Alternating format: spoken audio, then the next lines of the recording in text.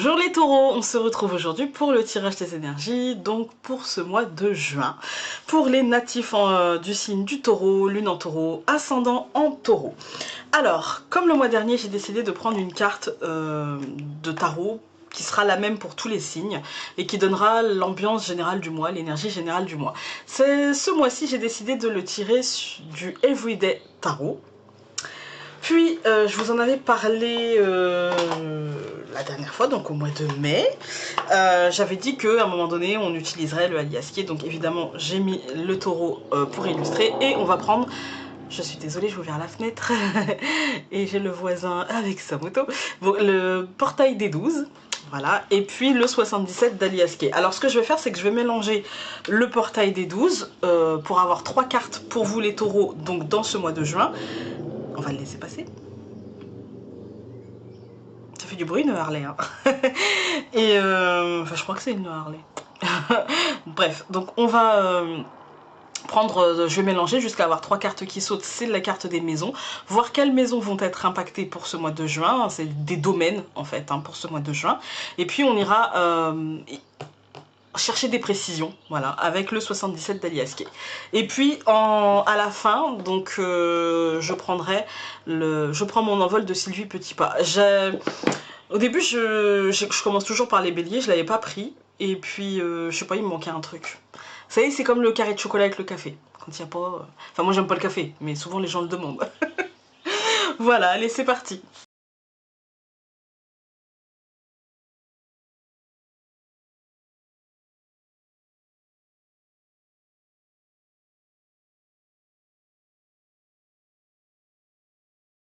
Alors, on va commencer donc par la carte de tarot, qui est valable pour tous les signes, la carte de tarot. Donc, pour tous les signes, ce mois de juin, ce sera le 7 de Pentacle. Le 7 de Pentacle, il nous demande de vérifier l'avancée des choses, de vérifier, c'est la carte du bilan, en fait. Hein. Il nous demande d'avancer non. Il nous demande d'observer et de vérifier l'avancée de l'évolution, l'avancée des choses. C'est, comme je vous ai dit, l'idée de faire un premier bilan. Et du coup, dans ce premier bilan, la question que je me poserai, que je vais me poser, c'est qu'ai-je fait? Qu'est-ce que j'ai mis en place? Quelles sont les structures que j'ai pu mettre en place après la mort du mois de mai? Cette transformation profonde, qu'est-ce que j'ai pu mettre en place? Qu'est-ce qui a été abondant? Qu'est-ce qui n'a pas été abondant? Voilà, qu'est-ce qui m'a nourri? Qu'est-ce qui m'a pesé? Voilà, qu'est-ce qui a été fructueux pour moi? De qu'est-ce qui m'a coûté en fait? Parfois on a l'impression d'avoir fait beaucoup d'efforts, surtout après un mois de mai comme on l'a eu. Parfois on a eu l'impression d'avoir fait beaucoup d'efforts, d'avoir beaucoup pris sur nous pour assez peu finalement de résultats au bout du compte. Voilà. Du coup on va nous demander avec cette carte de réfléchir à la suite, comme la jardinière est en train d'observer un petit peu quel est le rendement de son buisson pour mettre les prochaines actions, qu'est-ce qu'il faut qu'elle rajoute, qu'est-ce qu'il faut qu'elle enlève, est-ce qu'il faut qu'elle taille, etc. Et du coup c'est réfléchir pour la suite aux actions à mettre en place. Une fois qu'on aura réfléchi aux actions à mettre en place pour atteindre nos objectifs, eh bien il s'agit de persévérer. Voilà. L'idée générale de ce mois de juin, ça va être la réflexion et puis la vérification que tout est bien en place.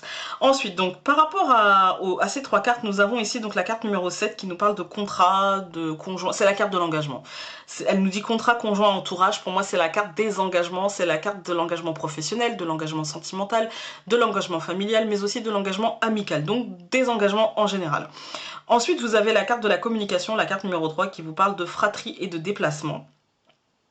Alors moi, ça va me parler plutôt de comment je communique. Voilà, comment je communique et comment je fais avancer les choses par cette communication. Comment je transmets à l'autre ce que j'ai besoin de lui transmettre pour faire avancer les choses. Et enfin, vous avez eu la carte numéro 5 qui est celle de la créativité, de l'enfant et des plaisirs. Vous avez eu des cartes qui sont sorties déjà pour tous les signes de feu, je crois.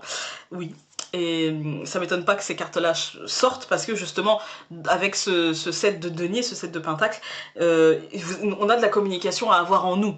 à être honnête dans ce qu'on pense, dans ce qu'on vit, voilà, pour justement essayer de faire bouger les choses dans le bon sens et de s'engager. Voilà, on parle de persévérance avec le 7 de denier et de créativité, c'est-à-dire de mettre les actions en place pour arriver à notre objectif, même si ces actions peuvent être un petit peu originales. Voilà, ça, j'ai pas dit qu'elles devaient forcément entrer dans le moule. Ensuite, donc vous avez eu pour la maison numéro 7, donc concernant les engagements, la carte numéro 40 qui vous parle de dons, qui vous parle de cadeaux.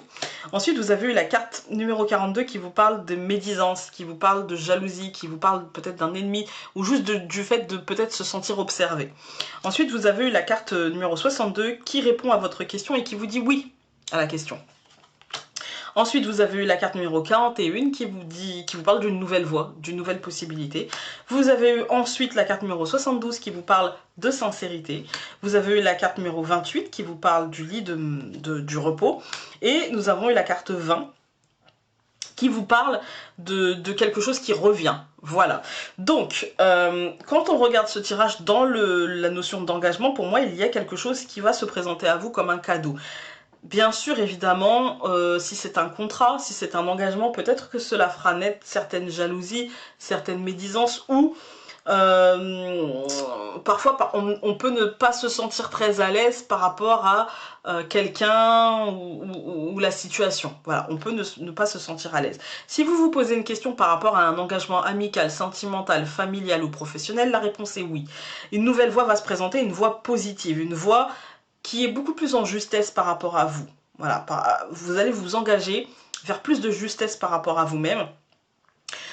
Ça va vous demander beaucoup d'énergie, d'où le lit de repos. Ça va vous demander beaucoup d'énergie et surtout que c'est quelque chose que vous avez peut-être déjà vécu ou une émotion, une sensation dans vous que vous avez peut-être déjà vécu, une pression que vous avez peut-être déjà vécu et du coup la solution c'est de au maximum vous reposer entre les actions en fait, hein, entre ce que vous avez à faire, le maximum, vous reposer, vous détendre et faire des choses qui vous apaisent. Voilà.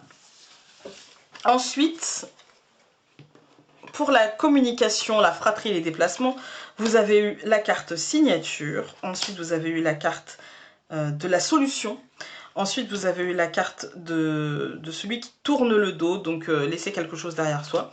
Vous avez eu la carte de la communication, par écrit, par mail, c'est plutôt une communication officielle. Ensuite vous avez eu la carte numéro 3, qui est celle des discussions, qui est celle du face-à-face, qui est celle du rendez-vous. Voilà. Ensuite, vous avez eu la carte numéro 36 qui vous demande de vous taire. Et vous avez eu la carte numéro 65 qui vous parle de vos pensées, qui vous parle de votre intuition, qui vous parle d'une forme de spiritualité. Alors, quand on regarde dans les domaines de la communication, de la fratrie, du déplacement, pour moi, il y a... Et en combinaison, je ne peux pas l'enlever, le contrat. Hein. Il y a une signature, il y a encore un engagement. Il s'agit d'une communication par rapport à un engagement, par rapport à une solution qui sera trouvée et vous serez d'accord, mais ça vous laissera ou ça vous poussera à tourner le dos à quelque chose, à faire différemment, ou même peut-être à commencer à avancer. C'est peut-être un chapitre qui se clôt, quelque chose comme ça. Et ce sera annoncé par mail, ce sera annoncé par des écrits, ou peut-être que ça sera annoncé par mail, mais dans une prise de rendez-vous. Là, on vous demande de ne pas chercher à parler pendant ce rendez-vous, de ne pas chercher forcément tout de suite à parler et à imposer, mais plutôt à écouter. Plutôt à écouter et à laisser votre intuition vous dire comment l'autre, sur quel angle l'autre va prendre le truc, sur quel angle il va aborder ce rendez-vous, et pouvoir vous adapter par rapport à cet angle-là. En fait, à pouvoir vous adapter, pour essayer d'avoir une communication un peu plus fluide, parce que vous auriez compris et que vous n'allez pas vous braquer et vous allez éviter ce laps de temps où parfois il y a un dialogue de sourds, en fait. Commencez ce rendez-vous par, si on vous demande de parler, de commencer, vous expliquer les faits, puis vous laissez l'autre parler, puis vous essayez de trouver la meilleure manière de prendre le problème. Je ne sais pas si vous allez comprendre ce que je veux dire, mais en tout cas, une solution sera trouvée et un cap sera dépassé. Faites-vous confiance et surtout ne parlez pas trop de vos projets, ne parlez pas trop... en fait, on vous demande de communiquer, mais d'avoir une communication juste et pas une communication dispersée. Voilà. C'est ça la solution en fait. Mais pour moi, avec la signature, encore une fois, il y a un engagement dans quelque chose. Ensuite, donc, dans la dernière maison, vous avez eu la créativité, l'enfant et les plaisirs, maison 5. Vous avez eu la carte de l'automne, qui vous parle de la saison, mais aussi de la récolte. Ensuite, vous avez eu la carte numéro 2 qui vous parle de la gestation. Puis, vous avez eu la carte numéro 6 qui vous parle de la sexualité, donc du corps, tout simplement. C'est l'aspect concret. Puis, vous avez eu la carte de « Il n'y a rien à attendre de bon », donc la carte numéro 16. Puis, vous avez eu la carte de l'artiste, de la créativité, dans la maison de la créativité, comme c'est original. Puis, vous avez eu la carte numéro 69 qui vous parle des acquisitions. Et puis, vous avez eu la carte numéro 9. Alors, la 69, c'est les acquisitions, mais c'est surtout le matériel, d'accord, surtout avec la récolte, là, on nous parle vraiment de concret. Puis vous avez eu la carte numéro 9 qui vous parle de la construction de l'entreprise, de l'entrepreneuriat, de quelque chose que l'on crée. Alors, dans la créativité, l'enfant, les plaisirs, pour moi, à partir de cet automne, on va dire, il y a... et du coup, pourquoi ça nous sort au mois de juin? Parce que peut-être qu'au mois de juin, il y a la mentalisation de quelque chose, il y a la gestation de quelque chose. Et cet automne, on vous dit que peut-être il y a une concrétisation, vraiment. Là, c'est la mentalisation. Et cet automne, ce que vous avez mentalisé, ce que vous avez créé, tombera dans la matière. Donc l'automne, c'est octobre, novembre, décembre, il me semble. Donc ça tombera dans la matière. Et puis, vous allez avoir un peu de mal, hein, parce que pour moi, rien n'attend de bon. Là, on est sur du psychologique. En fait, c'est ça qui va faire naître ça. Cette sensation de peut-être que c'est trop original, peut-être que ça va pas marcher, peut-être que je vais me planter, peut-être que... Voilà, on est sur une idée comme ça, alors que clairement, ce que vous allez mentaliser au mois de juin et ce qui va se matérialiser cet automne, on est sur de la récolte, on est sur de la réussite, on est sur de la concrétisation, de la matérialisation. Donc, faites-vous confiance, faites-vous plaisir, libérez votre esprit créatif et faites ce que vous... Alors, l'esprit créatif, vous allez me dire, oui mais Founé, moi je suis pas artiste, d'accord? Et si ça ne vous parle pas, je vous invite à aller voir votre signe lunaire et votre ascendant, évidemment. Mais la créativité, c'est dans tous les aspects de la vie. On peut nous parler par exemple de la décoration de chez vous, d'un projet que vous avez qui sort de l'ordinaire, qui sort du commun en fait, hein. Par exemple, l'idée de faire une reconversion professionnelle, pourquoi pas, vu qu'on a eu beaucoup d'aspects professionnels. Ça peut être l'idée de monter une association, ça peut être l'idée tout simplement de changer la décoration et de faire quelque chose qu'on ne voit pas chez tout le monde, ou tout simplement de vivre comme vous le sentez en fait, hein. Et du coup peut-être que justement là vous allez mentaliser cette chose là, vous dire ouais non mais il faut que je me sorte, il faut que je dise, il faut que machin, et vous allez trouver une manière originale de faire les choses et de pouvoir concrétiser votre objectif. Voilà. Écoutez les taureaux, on va prendre, je prends mon envol, mais c'est déjà quand même un très beau tirage. Et vous avez eu « Découvrez la beauté du monde. Posez sur vous-même et sur le monde un regard neuf, tendre et amoureux. Prenez conscience que la beauté du monde, c'est l'amour qui prend la multiples formes pour se manifester à vous et faire vibrer votre âme. » Voilà, écoutez les taureaux, c'est quand même un très beau tirage. Au mois de juin, ça devrait quand même pas trop mal aller, hein. Je vous embrasse très fort, je vous invite encore une fois à aller voir votre signe lunaire et votre ascendant, et nous on se retrouve dans un mois pour le même type de tirage, et sinon demain pour un tirage quotidien. Salut!